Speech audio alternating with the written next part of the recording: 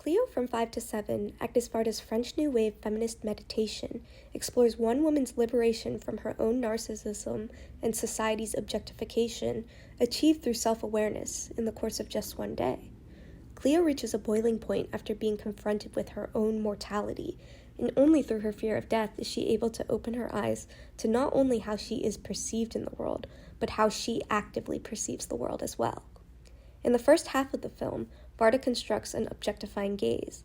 Cleo is depicted as a beautiful woman, but shallow and vain. She lacks agency, dignity, and respect from others.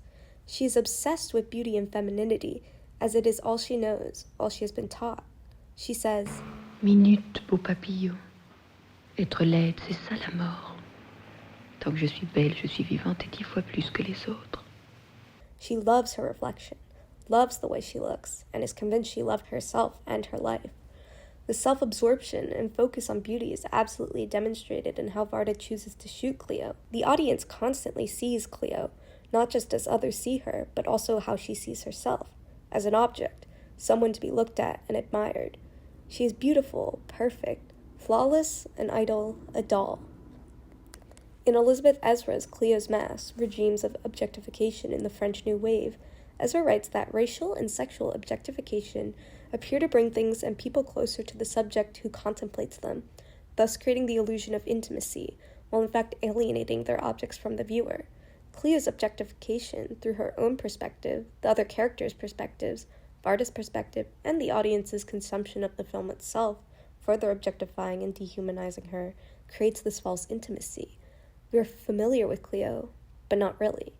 Only her face, her performativity of gender, but we don't really know anything about who she really is beyond the surface level. The objectifying gaze, however, is shattered in the second half of the film once Cleo has enough of the way she has been treated, belittled and infantilized and condescended to. In From Désiré to Idée, Cleo from 5 to 7, Sandy Flitterman Lewis writes, the cinematic depiction of Cleo changes as she assumes the power of a subjective vision.